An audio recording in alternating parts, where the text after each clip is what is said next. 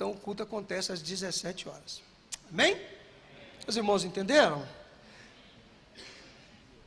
Glória a Deus. Então feche seus olhos por mais um minuto, curva sua cabeça. Eu quero ainda fazer mais uma oração. Momento de nós nos adentrarmos no melhor do culto, que é a palavra de Deus. A palavra que Deus preparou para que nós compartilhássemos aqui hoje. Eu tenho certeza que você não veio aqui por acaso. Tudo ao seu derredor falava ao seu ouvido: vai só no culto das 7 lá em cima, escuta aqui, não vai virar nada. Mas eu tenho certeza que a mesma voz que disse isso, Senhor, do outro lado diz: vai filho, vai filha, porque eu tenho uma palavra para a sua vida, e você está aqui para ouvir a palavra do Senhor. E nessa direção eu oro. Pai amado, nós glorificamos o Senhor nesta tarde. Como é bom estarmos aqui a celebrar, a glorificar o teu nome. E agora, Deus, temos o privilégio, me refiro a mim, de ministrar a tua palavra. E como sempre tenho o hábito de fazer, eu coloco a minha vida diante do Senhor agora. Que o Senhor, com a tua graça, o teu poder e a tua unção, possa me usar de acordo com o que te apraz, de acordo com a tua vontade. E não sejam apenas palavras humanas sendo lançadas aqui, palavras cheias de eloquência e forma. Não, essa palavra não tem poder para mudar ninguém. Mas a palavra, quando ela vem chancelada pelo anel real, lá do trono da graça, Deus, essa palavra tem poder de mudar a realidade do ser humano, mudar a nossa vida, nos transportar, ó Deus, do império das trevas para o reino do Filho do teu amor. É nesse espírito que eu oro, Pai, e já te agradeço em nome de Jesus. Se você concorda, diga amém.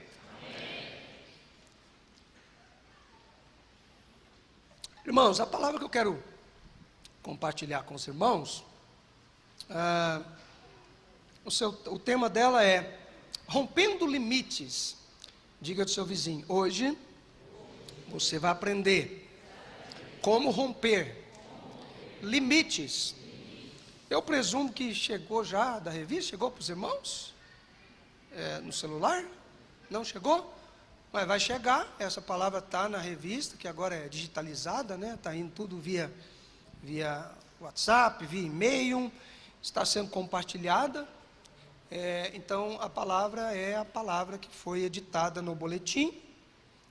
Eu saí um pouco da sequência das ministrações, tive a liberdade de tomar outro tema de acordo com o que o Senhor nos deu. Então, rompendo limites. Eu quero tomar como texto de referência para compartilhar com os irmãos nessa tarde e nesta noite o que descreve no livro de Josué, no capítulo 5, do verso 1 ao verso 12. Josué, capítulo 5, verso 1 ao verso 12. Nós estamos com um problema aí de projeção, mas os irmãos podem pegar os seus smartphones aí, os seus tablets, iPads, iPod, e acompanhar ou simplesmente ouvir o que eu vou dizer. Está escrito assim: sucedeu que, ouvindo todos os reis dos amorreus que habitavam deste lado do Jordão ao ocidente, e todos os reis dos cananeus que estavam ao pé do mar, que o Senhor tinha secado as águas do Jordão, de diante dos filhos de Israel, até que passamos, presta atenção, desmaiou-se-lhes o coração, e não houve mais alento neles, por causa dos filhos de Israel. Naquele tempo disse o Senhor a Josué: faze facas de pederneira e passa de novo a circuncidar os filhos de Israel. Então Josué fez para si facas de pederneira, pedra mesmo, irmãos, pedra lascada, fez facas de pedra lascada, e circuncidou os filhos de Israel em Gibeate Aralote. Foi esta a razão porque Josué o circuncidou. Está explicando por que circuncidou. Todo o povo que tinha saído do Egito, os homens, todos os homens de guerra, eram já mortos no deserto pelo caminho. Porque todo o povo que saíra estava circuncidado, mas a nenhum deles que nasceram no deserto pelo caminho, depois de terem saído do Egito, haviam circuncidado.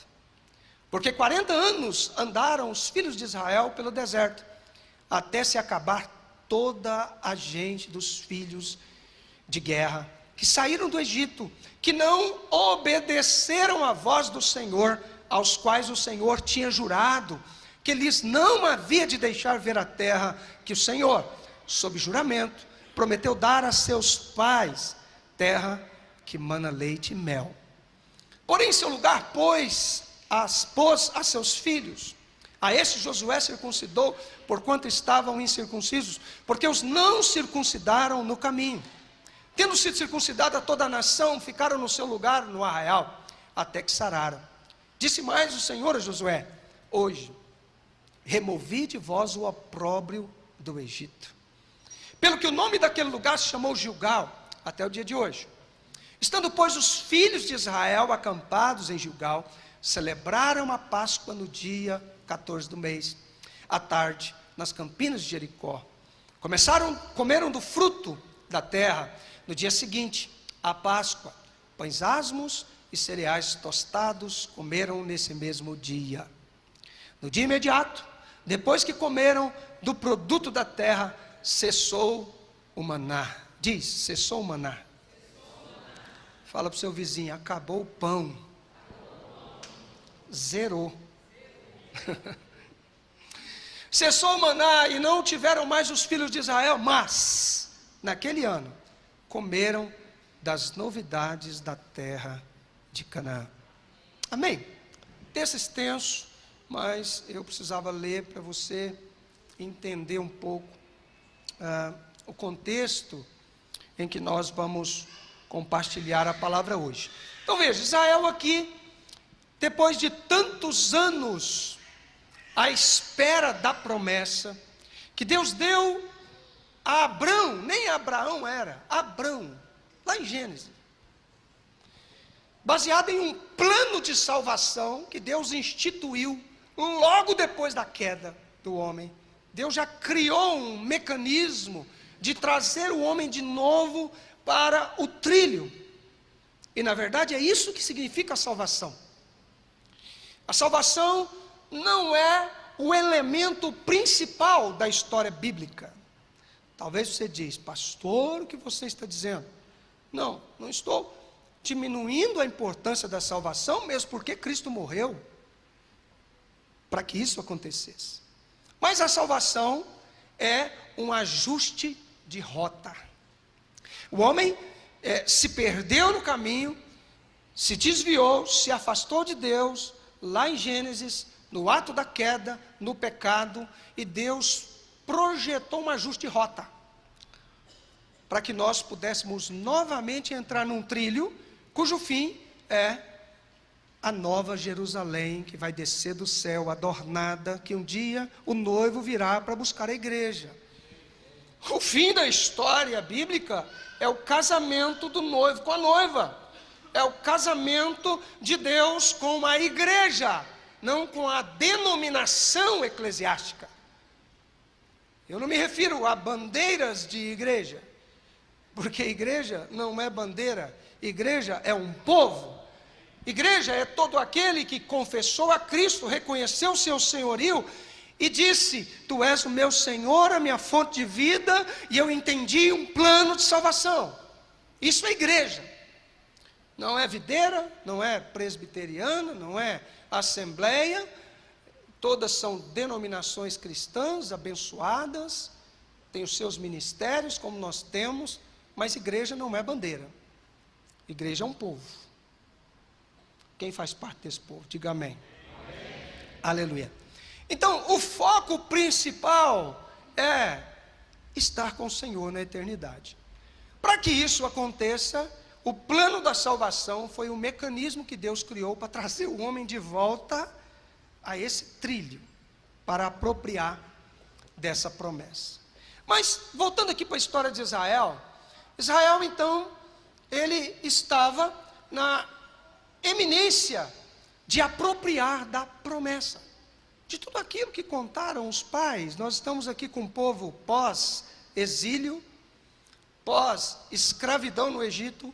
Nós estamos com um povo agora, pode-se dizer, pós-deserto, porque estava saindo para entrar nessa terra.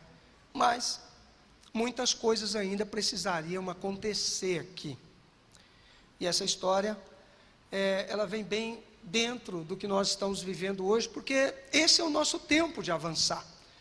Nós estamos experimentando isso. Esse é o tempo de nós estabelecermos novos limiares diante de Deus.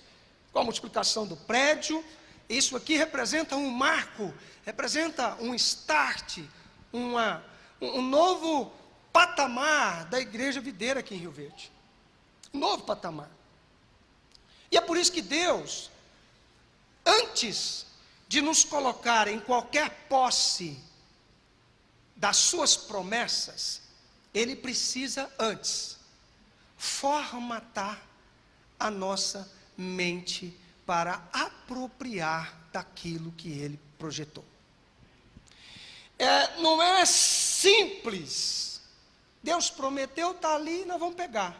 Não. Muitos de Israel, e posso dizer a grande maioria, quem entrou na terra prometida do tempo de escravidão no Egito, só foram 2. Nem Moisés, o líder, entrou. Josué e Calebe foram os únicos 2 da geração lá do Egito que apropriaram da terra. Quem são os outros? São os de 20 anos abaixo, que eu chamo de geração do deserto. São aqueles que nasceram no deserto, nasceram em outro tempo, não presenciaram tantos feitos que Deus havia feito, não viram como Moisés viu o mar abrir e tantos outros, não viram isso. Uma geração forjada no deserto. Então Deus, ele precisa formatar nossa mentalidade para a conquista, para que nós possamos avançar e apropriar de tudo aquilo que Deus tem para a nossa vida. Isso é fato. Se não mudarmos a nossa forma de pensar, nós não podemos avançar em nada na nossa vida. Guarda isso. Eu preciso formatar, mudar a minha maneira de pensar para que eu possa apropriar de grandes coisas. A Bíblia está escrita em Provérbios 23:7, diz assim: se não mudarmos, ou melhor, como o homem imagina em seu coração, assim ele é. Caramba, olha que frase poderosa. Como o homem imagina em seu coração, assim ele é. E ponto. Provérbios 23:7. Quem está anotando? Peraí, como eu imagino, assim eu sou. Então por aí você começa a pensar. Se você é aquele que acorda todo dia cedo e fala assim, minha vida é uma desgraça. O que você vai ser? Quem pensa que a vida é uma desgraça vai ser pode falar, um desgraçado, né? Vai ser aquilo que declara. Então veja o quanto isso aqui é profundo e ao mesmo tempo se torna uma chave poderosa para a nossa vida. Porque da maneira como eu imagino meu coração, assim eu sou. Vixe.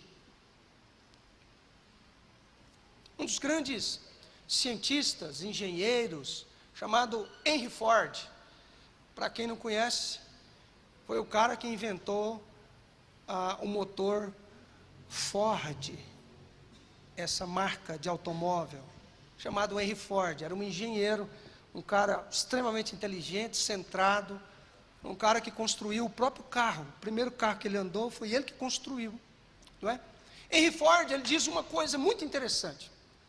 Ele deixa uma frase assim, se você pensa que pode, ou você pensa que não pode, de qualquer maneira você está certo.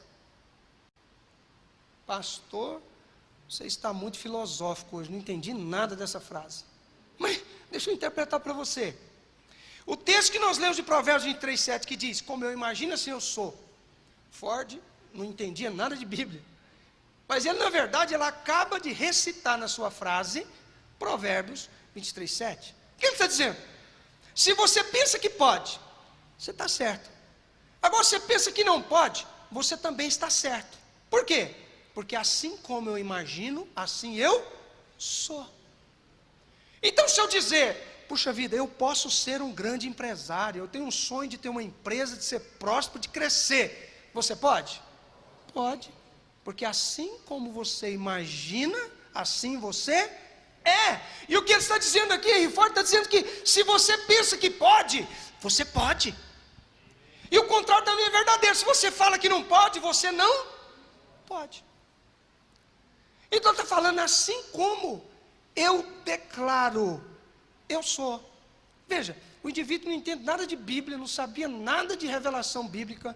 Na verdade, ele traduziu Provérbios 23:7.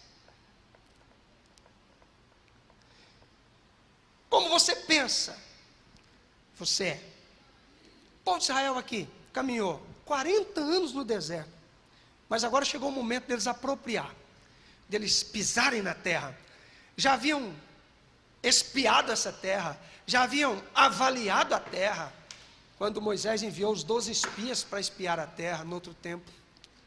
Eles sabiam que a terra era boa, que a promessa que Deus havia feito era real, mas agora eles estão a um passo de pisar na promessa, na terra prometida. Muita coisa acontece aqui.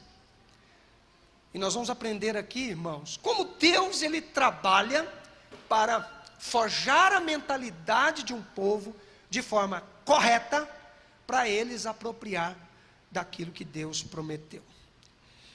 Deus vai formatar a sua mente hoje. Deus vai trazer uma nova visão no seu coração. Permita que o Espírito Santo faça isso, que Ele reorganize, mas que também Deus exclua outras coisas que são desnecessárias. Esse termo formatar, não sei quantos aqui que entendem de informática, ou que são da área de informática, mas esse termo de formatar, ele é muito comum no meio da informática. E ainda que você não seja da área de informática, mas se você tem um computador, é possível que você formatou esse computador um monte de vezes. E teve que pagar para isso. Né? E você fica desesperado, você fala assim, puxa vida, esse computador está pesado, né? Demora um século para reiniciar. Os meus programas já não aparecem mais. Sim ou não? Não é assim? Então, quando isso acontece, inevitavelmente tem que se formatar o disco, o HD, o hard disk, disco rígido desse computador. E quando eu vou formatar esse disco, eu tenho algumas vantagens. A primeira delas é que eu vou eliminar os vírus. Eu vou passar a régua, vou eliminar os vírus. E eu também vou ter a oportunidade de instalar somente aqueles programas que me interessam. Você vai lembrar assim, fala, puxa vida, foi depois que eu instalei aquele programa que o negócio danou tudo. Não vou instalar mais esse programa. Então, amados, o termo formatar aqui usado é bem parecido com esse computador.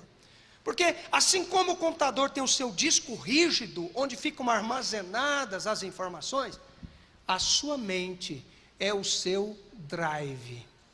A sua mente é o seu HD. Diga assim comigo, a minha mente é como um HD. Grava tudo aqui na minha memória. Grava coisa boa, sim ou não? E coisa ruim? Quando lembra, o que acontece? Nossa, tristeza, né? Puxa vida, não lembra disso não, pastor. Não queria nem pensar nisso. Pois é, mas se você se permitir que o Espírito Santo trabalhe na sua vida hoje, ele vai limpar todas as trilhas defeituosas, ele vai reescrever um novo texto, uma nova história na sua vida.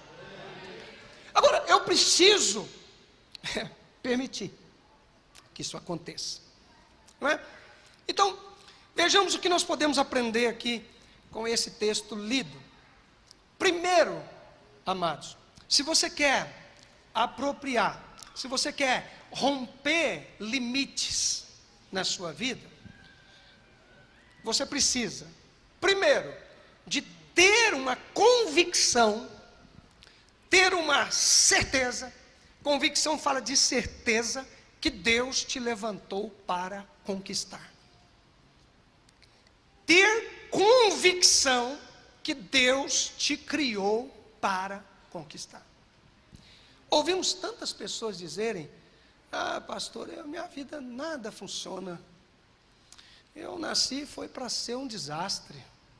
Aí começa a contar: ah, comecei a fazer estudar e eu parei na metade do curso, desisti. Pensei em me preparar para um concurso público, mas, sabe, não vai dar certo mesmo, comigo não dá certo. Eu acho que eu não nasci para isso. Será que existem essas pessoas assim? Sim ou não? Existem, né? Eu quero dizer que são muitas. Para o mercado capitalista, isso é bom. Porque você vai ter uma minoria que percebe isso e conseguem romper na vida. Eu gosto muito de estudar, tanto é que eu estou indo para a minha terceira faculdade. Eu inventei agora de estudar de novo, né? Eu inventei de estudar de novo. E eu comecei a fazer um curso de engenharia. Eu sou biólogo, sou físico, e agora estou fazendo engenharia. E aí, primeiro dia de aula, está eu lá, né? Quarentão, no meio daquele mundo de menino lá, na sala. E a professora, jovem, coitada, foi muito infeliz ali nas perguntas dela, porque ela começou a pedir para que cada um falasse, né, o que fazia, por que escolheu o curso, aquela conversa que eu como professor também sei, que se chama enrolar aula. E aí veio cada aluno falando: eu escolhi esse curso porque é assim, assado. Eu escolhi porque a minha primeira opção era outro curso, mas não deu, eu entrei nesse para tentar aproveitar e transferir depois. E um monte de conversa, né? Aí cada um falava a idade, né? Onde estudou, o que fazia. Aí chegou em mim e falei: esse trem não vai prestar, né? Aí me perguntou: e você? Fala quantos anos tem, o que fez, o que faz. Aí eu falei: olha, eu tenho 44 anos, eu sou biólogo, sou físico, tenho mestrado, doutorado em física médica, sou professor universitário e estou aqui fazendo engenharia. Aí ela olhou assim,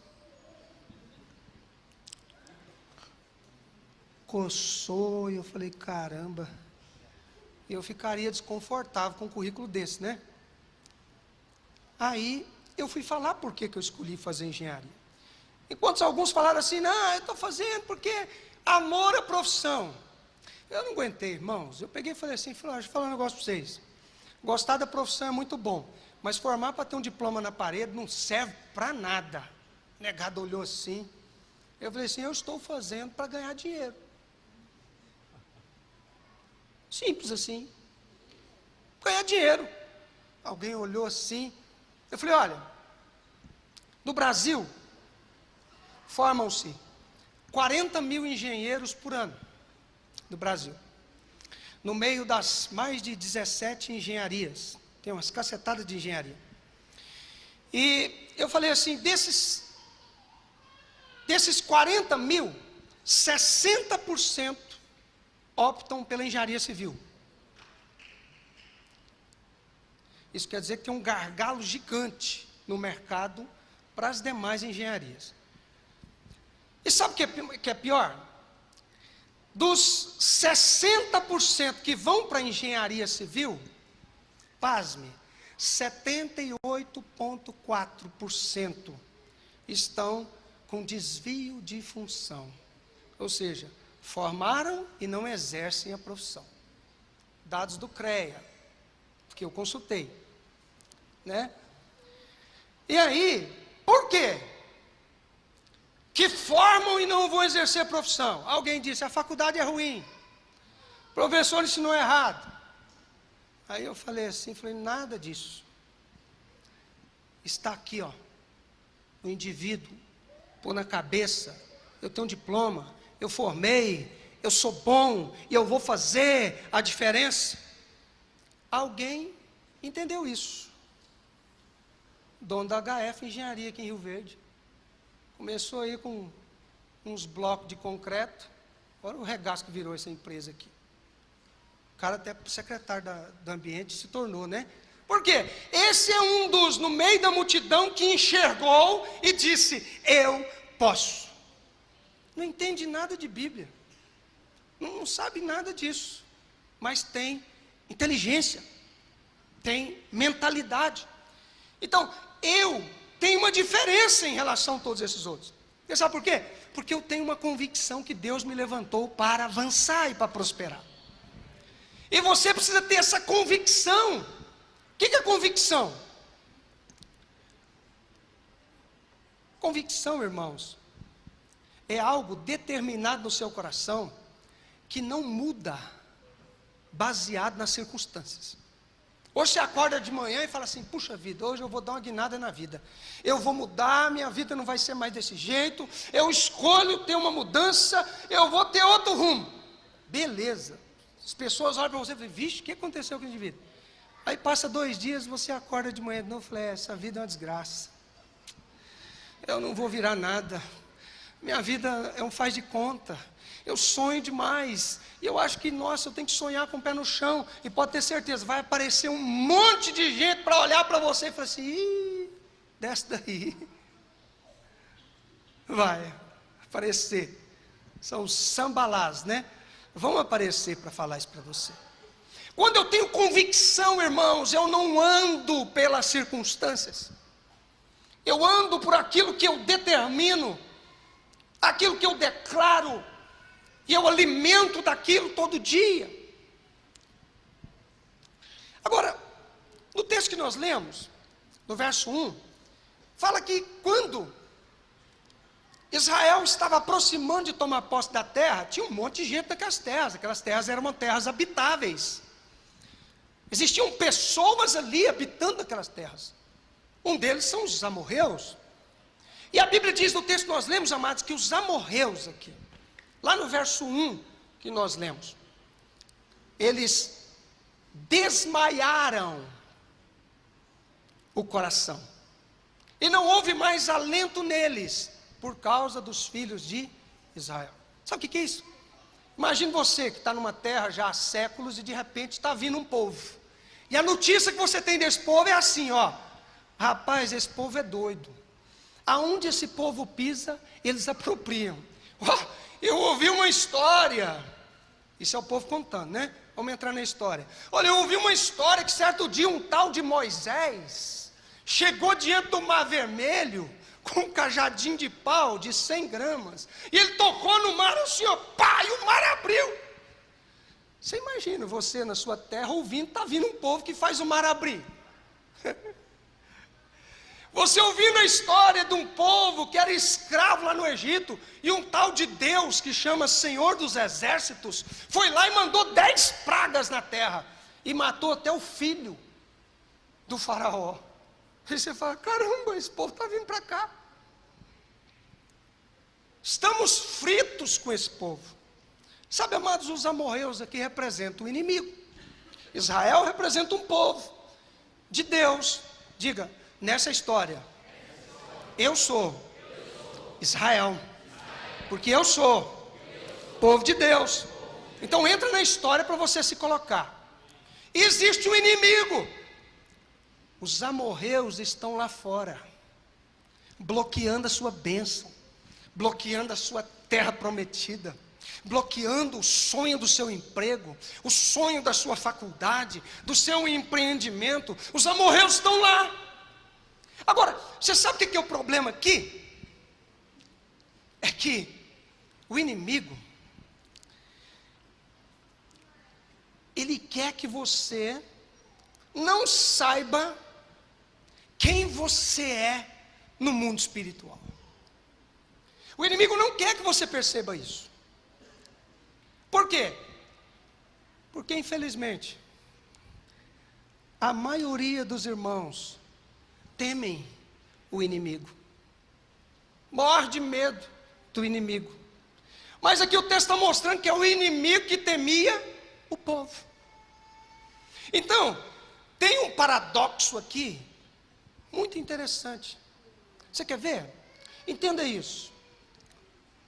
Em algum tempo atrás, se a gente voltar na história, nós vamos ver Moisés enviando 12 espias para espiar a terra. Tá? Essa terra dos amorreus. Os amorreus aqui estavam com medo. Diga assim, os amorreus estavam com medo. Tá certo. Mas vamos voltar na história. Um pouquinho atrás. Moisés envia 12 espias para espiar a terra. Os 12 espias voltam e trazem um relatório para Moisés. Qual que é o relatório que ele traz? Dos 12, 10 olharam para Moisés e disseram assim: olha, a terra que o Senhor prometeu, de fato, é uma terra que mana leite e mana mel. Olha, lá tem cacho de uva, que tem que juntar 3, 4 homens para carregar. O negócio é 10. Mas tem gigante na terra. Tem muralha na terra. Nós somos como gafanhotos aos olhos deles. Em outras palavras, a terra é boa, tem tudo que Deus prometeu, só que não é para mim. Lá é maravilhoso, só que lá tem gigante.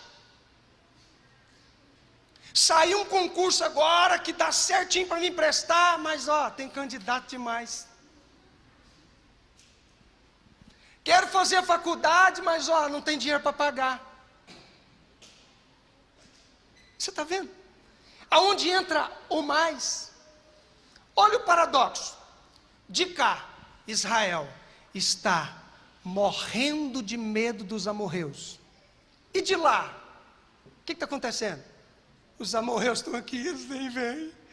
Esse povo é terrível, esse povo é violento, esse povo, onde eles botam o pé, eles possuem. Olha o paradoxo, irmãos, entenda. Nesse exato momento, o inimigo que milita contra você, que está bloqueando o seu avanço, a sua prosperidade, o seu crescimento, ele está morrendo de medo de você. Mas você está de cá com medo dele. E sabe o que ele quer? Que você continue com medo. Porque enquanto você tem medo, você não apropria. Mas hoje você pode olhar e dizer: Satanás, você está lascado comigo. Porque eu entendi quem eu sou em Deus. E eu vou apropriar do que é meu. Olha só. Israel de cá. Não dá, o povo é grande, olha lá. E o povo de lá tremendo. Ai, vai que esse povo, tomara que esse povo desiste. Se eles vierem aqui, nós estamos fritos. O inimigo, queridos, ele quer que você reconheça que é incapaz. E o que o diabo quer é que você tenha a sensação de inutilidade, de inoperância. De que não dá, de que não é para você, de que não vai dar certo. Porque ele sabe que a hora que você disser, vai dar certo, o Todo-Poderoso entra na frente e vai abrindo muralhas, vai abrindo mar, vai quebrando barreiras na sua frente. Aleluia. Sabe, isso aqui é um ponto muito importante, irmãos. Muito importante. Feche teus olhos. Quero liberar uma palavra profética na sua vida agora. Feche teus olhos aí, onde você está. Feche teus olhos. Perceba o Espírito de Deus falando no seu coração. Imagine agora os desafios que você tem enfrentado. Imagine as barreiras, os gigantes. Imagine as impossibilidades, certamente o medo, a incerteza, tem tomado conta de você, há tempos. Eu quero te dizer que os seus inimigos é que estão com medo neste momento. Eles sabem que você foi levantado para vencer. O problema é que você não sabia disso, mas agora você está sabendo. De olhos fechados, declara assim comigo: Deus me levantou. Com força, Deus me levantou para conquistar, para prosperar.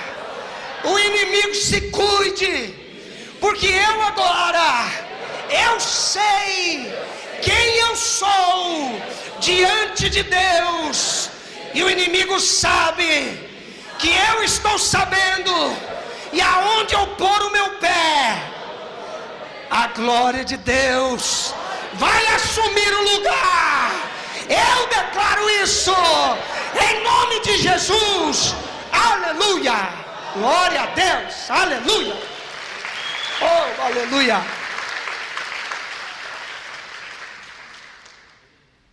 Então, veja,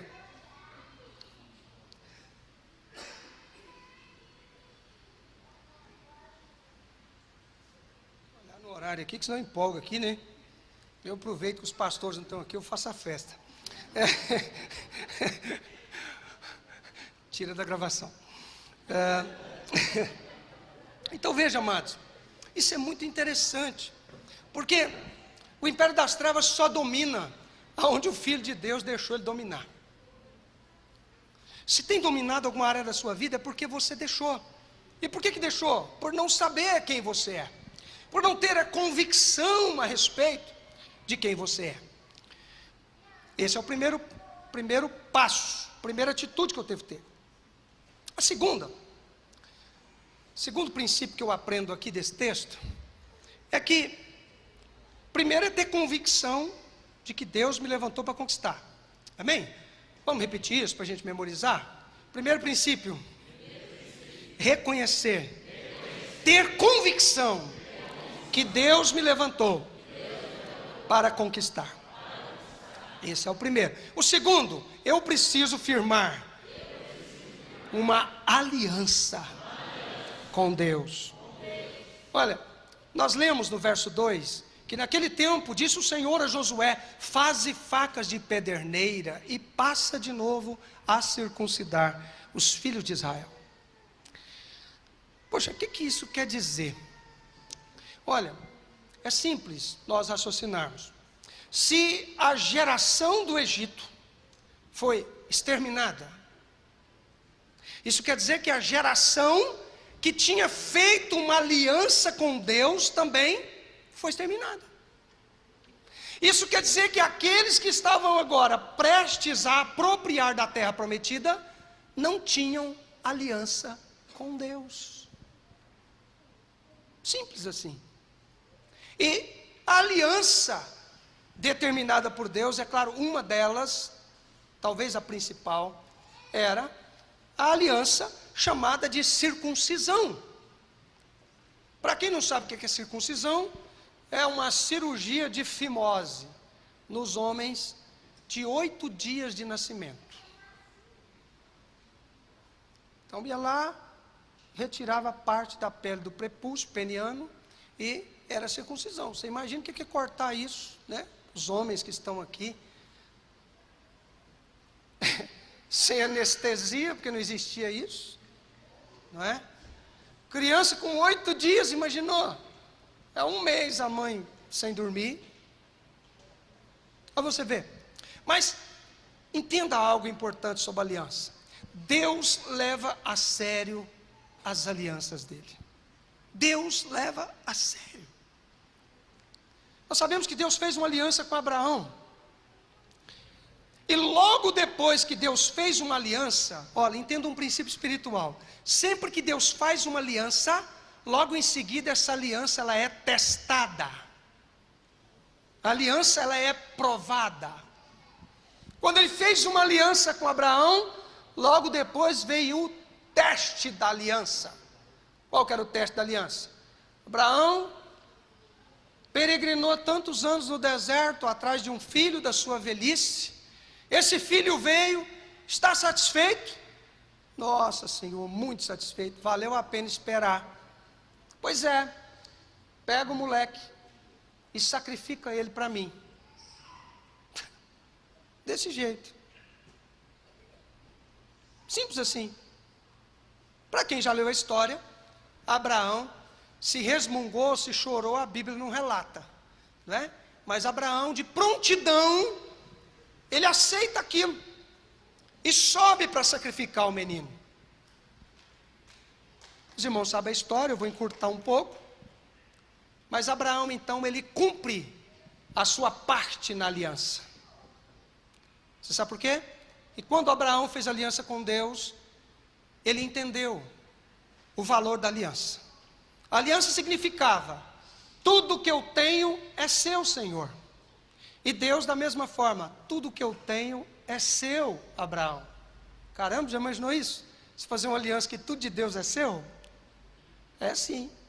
Então, quando é pedido a criança dele, ele não hesita em momento nenhum, porque ele havia feito uma aliança e ele sabia o peso da aliança. Ele disse: é seu, Senhor. Mas Deus, por muitos anos, ficou em débito com a parte da aliança. Porque da mesma maneira que Abraão cedeu seu filho, Deus também tinha que ceder o seu filho.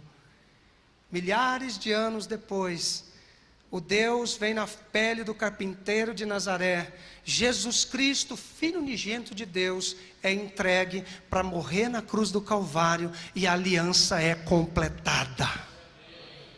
Caramba, olha que coisa poderosa isso! Deus entrega o Filho, e esse Filho, símbolo da nova aliança. Deus leva a sério a aliança e fidelidade. Entenda, antes de Deus preparar alguém, Ele precisa assegurar pelo menos duas coisas, para levar você a apropriar de grandes coisas na sua vida. Pelo menos duas coisas você tem que assegurar. Primeiro é a aliança, e segundo, a fidelidade. Deus não negocia esses dois princípios, aliança e fidelidade, porque Deus é fiel. Nós falamos isso com muita boca cheia, não fala? Deus é fiel, e eu? Sou fiel no quê? Muitas vezes, infiel em tudo. E interessante, o teste da fidelidade sempre vem quando somos pequenos e quando temos pouco. Fidelidade financeira, nos dízimos, nas ofertas. O teste de Deus vem na sua vida quando você está, às vezes, matando cachorro a grito. Muitas vezes vem. É nessa hora de você expressar a sua fidelidade a Deus, não é? E às vezes, na grande maioria, nós quebramos esse princípio e deixamos de apropriar de grandes coisas. Foi assim com a viúva pobre. Os irmãos lembram? A viúva pobre vem e lança algumas moedas no gasofilácio. E Jesus faz questão de chamar a atenção dos discípulos e dizer: quem vocês acham que deu a maior oferta? O que Jesus queria dizer com aquilo? A outra também viúva de Sarepta. A mulher que Elias chega lá e pede para ela fazer um bolo para ele comer, num período de seca e fome. E a mulher fala: rapaz, eu só tenho um pouquinho de azeite na botija e um pouquinho de farinha. Eu vou ali preparar um misturado para mim e meu filho, e depois nós vamos morrer. Caramba! E o cara chega e fala: faz um bolo para mim. Mas a história da viúva de Sarepta, a Bíblia diz que o profeta declara na vida dela: jamais vai faltar farinha e nem azeite na sua vida, enquanto vida você tiver, porque a glória de Deus te alcançou. Veja, a fidelidade dela, no momento de pouco. Tem muita gente que luta com essa questão de fidelidade. Fidelidade do dízimo, fidelidade à liderança, não é? Às vezes as pessoas interpretam errado essa aliança e fidelidade. ter aliança no encontro não é você ir lá trabalhar no encontro, mas é você ir atrás das vidas que precisam ser alcançadas. Ter aliança não é dizer que a igreja vai crescer, nossa, aleluia, essa igreja vai crescer, você está aqui participando desse momento, a igreja expandindo, mas a pergunta é, você tem contribuído? Falar que tem aliança, aplaudindo a igreja crescer, mas não participa do crescimento, não é aliança. Vou te falar uma frase muito poderosa. O diabo, ele não teme uma igreja cheia. O diabo não teme igreja cheia. Ele teme a aliança dos membros da igreja. Porque nós podemos ser uma igreja com poucos membros, não é? A quantidade reduzida que nós estamos aqui. Mas se nós formos um povo de aliança, o inferno vai tremer, o céu vai se abrir e algo novo vai acontecer na face da terra. Sabe, a aliança é o princípio e Deus não negocia isso. Terceiro, digo primeiro, eu preciso ter convicção que Deus me levantou para conquistar. Segundo, eu preciso firmar na aliança com Deus. E terceiro, eu preciso ter mente de conquistador. Olha, esse é um ponto chave, amados. O verso 4, 6 e 7 que nós lemos, a Bíblia diz assim, presta atenção que eu estou entregando para você hoje muitas chaves poderosas, e se você entender isso, e não só entender, mas se você aplicar isso na sua vida, você vai ver que tudo vai ser diferente. Veja só, no verso 4, foi esta a razão porque Josué o circuncidou. Todo o povo que tinha saído do Egito, os homens, todos os homens de guerra, eram já mortos no deserto pelo caminho. Porque 40 anos andaram os filhos de Israel pelo deserto, até se acabar toda a gente dos homens de guerra. Diga, os guerreiros se foram. Olha só, que saíram do Egito, que não obedeceram à voz do Senhor, as quais o Senhor tinha jurado que lhes não havia de deixar ver a terra que o Senhor, sob juramento, prometeu dar a seus pais, terra que mana leite e mel. Porém, em seu lugar pôs a seus filhos, a este Josué circuncidou, porquanto estavam incircuncisos, porque os não circuncidaram no caminho. Veja só, Israel aqui era uma geração, nesse momento, era uma geração que não havia sido forjada para a guerra. Era um povo que não experimentou as batalhas do passado. Era um povo jovem que nasceu no deserto. Não tinha aliança, mas ele já deu um jeito de fazer aliança. Falou, sem aliança não dá. Então vamos fazer aliança. Mas algo precisava ainda acontecer para esse povo apropriar a terra. Veja como Deus está trabalhando. Primeiro ele foi lá e falou assim, gente, presta atenção. Vocês nasceram para vencer. Nós nascemos para vencer, aleluia, glória a Deus, tal. Segundo, vocês não têm aliança comigo, vem cá. Josué, circunda todo mundo aí. Agora nós somos um povo da aliança, glória a Deus por isso. Mas agora, a mentalidade deles não era mentalidade de conquistador. Não era mentalidade de guerreiro, não era mentalidade de gente que tinha pedigree para apropriar de alguma coisa. Então Deus começa a trabalhar agora na área da mentalidade para poder forjar neles o caráter de um guerreiro. Veja só, o que vinha a ser ter uma mente de conquistador, irmãos. Olha, ele não tinha mentalidade aqui para conquista. E Deus então começa a trabalhar nisso. Sabe, olha, tem gente que não prospera, que não avança na vida. Primeiro por conta da mentalidade que tem. Segundo porque é muito parado. Sabe, não tem iniciativa. É gente que para diante dos obstáculos. Irmãos, Moisés quando estava diante do Mar Vermelho, ele olha para trás, vinha Faraó, louco, desesperado. Faraó falou assim, eu vou picar esse cara. ele matou o próximo Ramsés, o meu filho, o herdeiro do trono. Eu vou acabar com esse cara. Atrás vinha Faraó, na frente tinha o mar. E aí aquela palavra-chave: e agora? Moisés questiona Deus: Senhor, e agora? E o povo lá: nós estamos lascados agora, o que nós vamos fazer? Aí Deus olha para Moisés e fala: Moisés, o que você tem na mão? Aí Moisés fala assim: eu tenho um cajado. Ele falou assim: ô criatura, não foi que esse cajado você tocou lá no mar, que era de água clara, e de repente se tornou em sangue? Senhor, foi que esse cajado. Falou: Moisés, não foi com esse cajado, você jogou ele no chão, ele virou uma serpente, e que os feiticeiros do faraó também fizeram coisa parecida, e a sua serpente foi lá e engoliu a do faraó? Eu falei: uai, senhor, você sabe o que é mesmo? Eu falei: então, ô carcará sanguinolento, isso é por minha conta, viu, irmãos? Deus não falou isso não.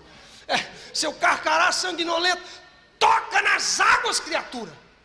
Aí eu falei: uai, é mesmo? Foi lá e o mar abriu. Sabe o que é isso? As ferramentas que você precisa para ver o mar abrir diante de você, Deus já te deu, criatura. Está nas suas mãos. Agora, tocar nas águas não é Deus que vai fazer. Cutuca o seu irmão e fala assim: toca na água, criatura. Veja só, isso fala de iniciativa, isso fala de atitude. Pessoas que não têm mentalidade de conquista, tudo para ela é difícil, nunca tem dinheiro para nada. Estou falando com alguém aí, hein? Ramando, becoba, cai. Não posso, não vou conseguir, não é para mim. Acho que eu tenho que esperar mais um pouco. Vai esperar o caixão chegar, não é? Isso é o espírito Raul Seixas, né? Cantando aquela música, com a boca escancarada, cheia de dentes, esperando a morte chegar. Isso é o espírito Raul Seixas. Sai para lá. Sabe, irmãos, veja, tudo que essas pessoas sabem dizer é isso. A geração dos homens de guerra tinha partido, e agora a geração que existia era uma geração covarde, uma geração medrosa, arredia. Veja a tarefa de Deus em gerar na mente dessas pessoas uma visão de conquistador, para um povo que não sabia pegar nem num graveto para brigar, Então veja, se você não mudar a sua mentalidade, não pode conquistar nada. Sabe, amados, eu costumo dizer aqui, olha, que o crente derrotado é aquele que sabe que é filho de Deus, mas tem mentalidade de escravo. Deixa eu te dar um exemplo bíblico aqui. Lembra da história do filho pródigo? Vamos lá na história, vamos lembrar aqui. Um dos filhos chega diante do pai, chamado filho pródigo na Bíblia, chega no pai, o pai muito rico, só que o velho não morria, e ele chega nele e fala: pai, é o seguinte, já que o senhor não morre mesmo, essa fala é minha, não está na Bíblia não, mas a gente interpreta assim, né? Porque um filho que chega no pai em vida e pede herança, é porque ele está falando para o pai: pai, já que você não morre mesmo, já que o senhor não parte, não bate com as botas, não dá para me dar minha herança, não? Não tem outra interpretação, irmãos, para um filho que procura o pai em vida e fala: me dá a minha parte da herança. Aí o pai fala: não, tá bom, filho, vou te dar. E os irmãos sabem a história, ele pega todos os seus bens, a sua riqueza, e a Bíblia fala que ele queima tudo, ele gasta tudo, e uma palavra ainda clara disso, a Bíblia diz: dissolutamente. O que é dissolutamente? Gastando com coisas desnecessárias, sem valor, dando coisa para os outros, gastando, comprando coisas que não deve, frequentando lugares que não deve, e coisas por aí. Mas aí o que acontece? Esse indivíduo gasta tudo e chega num momento que não tem dinheiro, os amigos, pseudo-amigos, não estão mais perto dele, e ele volta para o pai. E ele chega no pai, os irmãos conhecem a história, eu vou abreviar, e o pai o recebe de abraços e beijos, coloca um anel no dedo dele, mata uma cabritada, faz uma grande festa, um churrasco, pensam, nova sandália no pé. O irmão do filho pródigo olha aquela cena e fala: não, é brincadeira isso aqui. Chama o pai no cantinho e fala: pai, peraí, esse seu filho, não é meu irmão não, esse seu filho gastou tudo que tinha, dissolutamente, e volta com a cara lavada, e o senhor faz uma festa para ele? Ah, não. E a Bíblia ainda diz, irmãos, muito interessante, em Lucas 11, 29, fala assim, ó: mas ele respondeu ao seu pai: há tantos anos que te sirvo, sem jamais transgredir uma ordem tua. Cheio de justiça própria aqui, né? E nunca me deste um cabrito sequer, para alegrar-me com os meus amigos. Ele chega diante do pai e fala: pai, o senhor nunca me deu nenhum cabritinho, e agora esse bandido malandro do meu irmão volta, o senhor faz uma festa? O que o pai diz para o filho? Filho, tudo que eu tenho aqui é seu. Presta atenção. Tudo que eu tenho aqui é seu. Você não tinha que me pedir um cabritinho, você podia matar um rebanho de cabrito, você podia fazer o que você quiser. Filho, você é meu filho, você tem liberdade, você pode ter o que quer, tudo aqui é seu, meu filho. Mas o filho vivia como filho, mas com a mente de escravo. Escravo pega alguma coisa do senhor dele? Não, porque leva chibatada. Ele pode ser assassinado, ele pode ser chicoteado, ele pode apanhar, ele pode ser degolado, um monte de coisa. Escravo não tem liberdade, porque o seu senhor governa sobre ele, ele é um nada. Mas filho pode entrar na casa do pai e pegar tudo, porque tudo que é do pai é dele, o que é dele é do pai. Há uma presença do pai que leva ele a entender que tudo que é dele é dele, o pai também é do filho.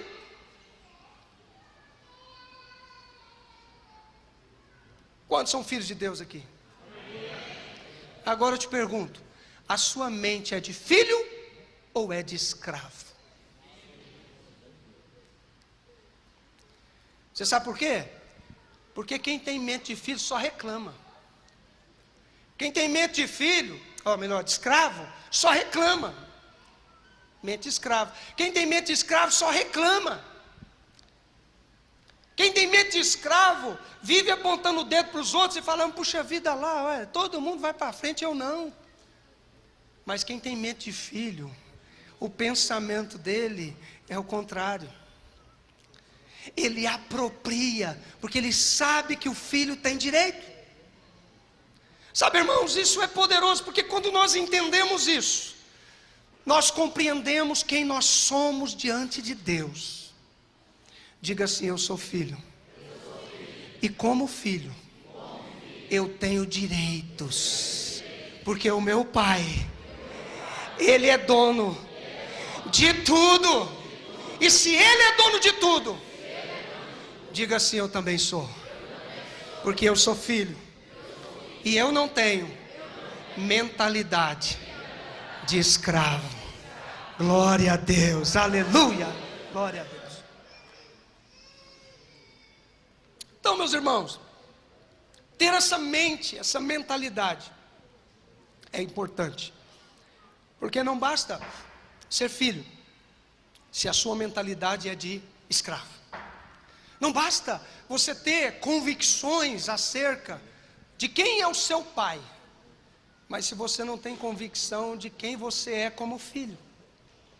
Sabe, amados, eu costumo dizer que quem tem mente de conquistador,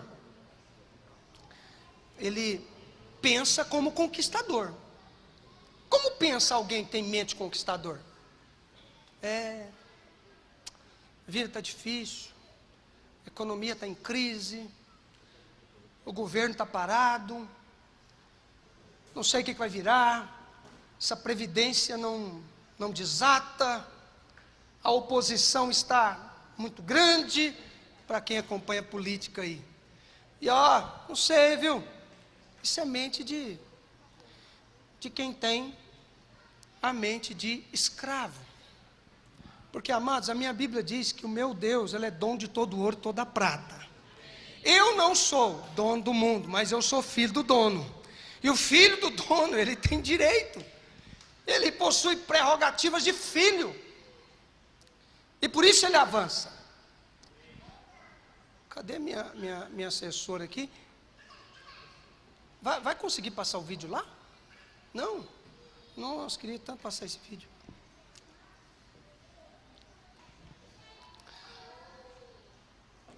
Mas tá bom, vai sem vídeo mesmo, né?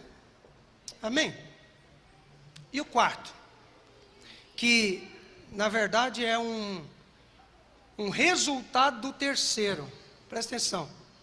O terceiro diz que eu preciso ter a mentalidade de conquistador. Eu preciso pensar como alguém que conquista. Certo? Entenderam isso? Agora você sabe qual que é o quarto?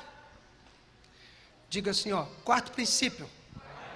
Eu preciso mudar o meu vocabulário. Olha, essa questão de vocabulário é um negócio poderoso. E sabe por quê? A maneira como nós expressamos define muito quem somos e o que pensamos. A maneira como você se comporta diante de certas situações define muito como você pensa. É fácil a gente perceber como alguém pensa. Se tem mente de vencedor ou mente de derrotado. É fácil. É só você vai avaliar como ele se comporta em meio a certas circunstâncias. Não é? Então, a mente de um vencedor, ela é diferente de um derrotado. Porque nós podemos perceber isso através do vocabulário. Quem tem mente vencedora, irmãos, não acorda toda manhã declarando que nasceu para sofrer, que a vida não dá certo, que não vai avançar na vida, que nasceu pobre, que o pai era pobre, ele vai ser pobre também, porque é uma questão de geração. E o pai dele não virou nada, ele também não vai virar, porque é assim que funciona. Foi assim com o avô, com o bisavô, com o tataravô, e ele também não vai ser diferente. Sabe, o vocabulário diz muito quem somos e o que pensamos. Sabe, enquanto o derrotado diz, não posso mais, não consigo mais, o conquistador diz, eu posso todas as coisas naquele que me fortalece. Enquanto que o derrotado diz, sou derrotado, nunca vou vencer, o vencedor, o conquistador, ele diz, em Cristo Jesus eu posso todas as coisas, e em Cristo Jesus eu sou mais do que vencedor. Veja, enquanto o derrotado diz, as coisas para mim são ruins, não vai dar certo, é o meu fim. O conquistador, ele declara que em todas as coisas ele prospera. Ele recita Romanos 8:28, que diz, sabemos que todas as coisas contribuem para o bem daqueles que amam a Deus, são chamados segundo o seu propósito. Veja, a fala de um conquistador, de um vencedor, é diferente do derrotado.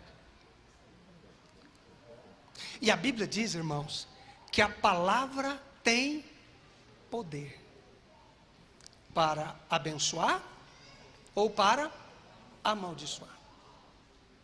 Agora, você começa a linkar as coisas. Provérbio diz que assim como eu penso, assim eu sou. Do jeito que eu penso, eu sou. E 99% das palavras que vêm na minha boca é da onde eu penso. O que a minha mente formula. Então, pera lá. Se assim como eu penso, assim eu sou, e se as palavras que saem da minha boca refletem o que eu penso, então, meu irmão, Se as suas palavras são de derrota, a sua mente já codificou essa derrota. E Henry Ford diz que se você pensa que pode, ou pensa que não pode, todo jeito você está certo. É por isso que nós vamos ter sempre pessoas avançando na vida e outras pessoas que nunca saem do atoleiro. Botam culpa em tudo. Não tive oportunidade, nasci em família pobre. Se eu tivesse nascido em família rica, minha vida era diferente. Vou te falar, irmãos, não tem nada a ver uma coisa com a outra. Eu costumo dizer que o sol nasce para todos, mas muitos querem ficar na sombra. Paciência, é uma questão de escolha, e eu que defino isso. Então veja, o vocabulário do vencedor é repleto de palavras de vitória e de conquista. Mude seu vocabulário. Aquilo que declaramos, apropriamos. Aquilo que confessamos, possuímos. Diga assim comigo: aquilo que eu declaro, eu possuo. Aquilo que eu confesso, eu aproprio. Ó, você quer fazer um teste? Quantos querem fazer um teste comigo? Essa semana, faça um projeto, você e você, que da sua boca não sairão palavras de derrota. Faça um teste para você ver essa semana. Mude a expressão da sua boca. E você vai ver que portas que estavam fechadas há muito tempo vão se abrir diante de você. Só pela mudança do seu vocabulário. Agora presta atenção. As circunstâncias vão oprimir você a não falar. Já vou te alertar. Tudo ao seu derredor vai querer contribuir para o contrário. Eu já estou te avisando, então você sabe. Então você pode, faça um teste essa semana. Domingo que vem, quem estiver aqui, pode me procurar depois. Pastor, eu fiz, eu vou te contar. Olha, muita coisa mudou. Olha, eu tive coisas aqui que alteraram na minha vida. Eu tive visões, percepções que antes eu não tinha. Só porque eu mudei o meu vocabulário. Porque a mente codifica o que sai da sua boca. O que sai da sua boca é reflexo do que você pensa. E a Bíblia diz que como eu penso assim eu sou, então não estou lascado. Ou não. Vai depender do que eu declaro. Quantos estão entendendo? Diga amém. Amém. Vou chamar a equipe de louvor aqui.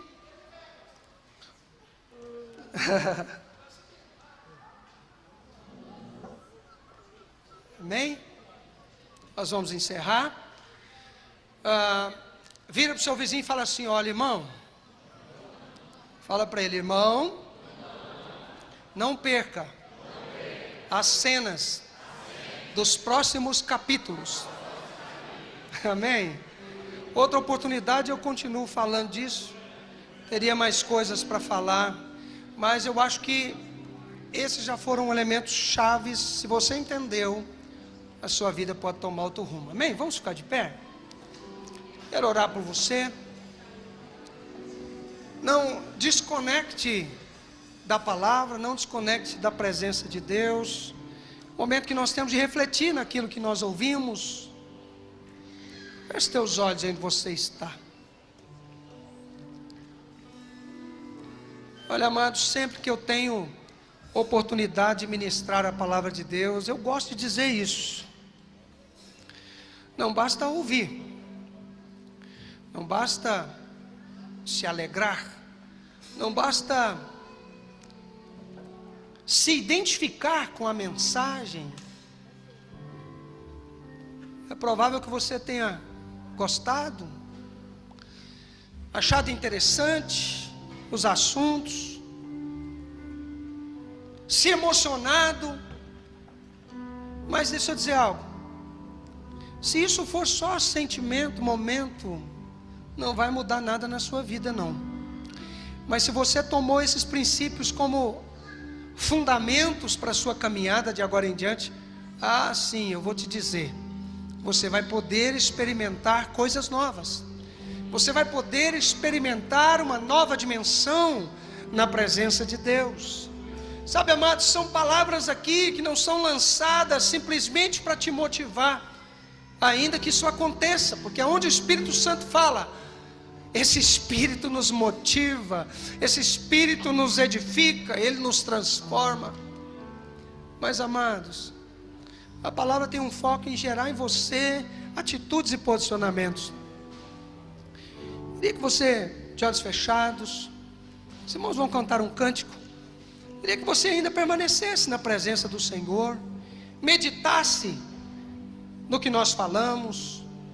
Você talvez tenha sido esse irmão, essa irmã que tem a convicção de que é filho, mas a mentalidade tem sido de escravo. Não tenha vergonha em reconhecer isso não. Vergonha é viver como escravo, sendo filho. Aleluia.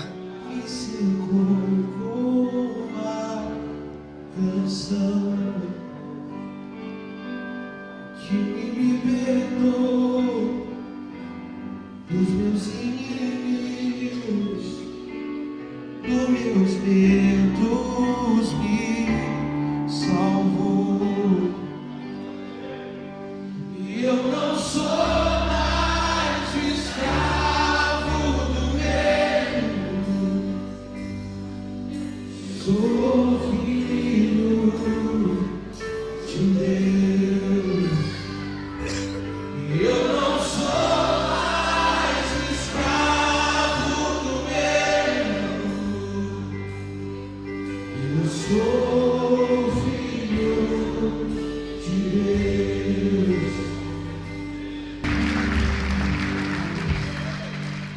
Com a mão no seu coração, declara assim comigo: Senhor Deus, eu entendi nesta noite princípios espirituais de como eu posso romper com os meus limites. Eu creio que eu sou conquistador. Eu tenho a mentalidade de conquistador. E eu declaro que da minha boca sairão palavras de conquista, porque aquilo que eu falo reflete aquilo que eu penso, e assim como eu penso, assim eu sou. Eu declaro isso em nome de Jesus. Amém e amém. Aleluia. Glória a Deus. Aleluia. Dê suas mãos para frente para receber. Quero impetrar a bênção pastoral. Vós, queridos, que não erais povo de Deus, mas que a graça, o amor, a misericórdia do Senhor vos alcançou e vos fez filhos preciosos, filhos amados de Deus. Que o Senhor vos abençoe e vos guarde. Que o Senhor levante seu rosto sobre vós e tenha misericórdia de vós. Que o Senhor levante seu rosto sobre vós e te dê a paz, hoje e sempre, em nome de Jesus. Amém. Amém. Estamos encerrados. Sejam abençoados.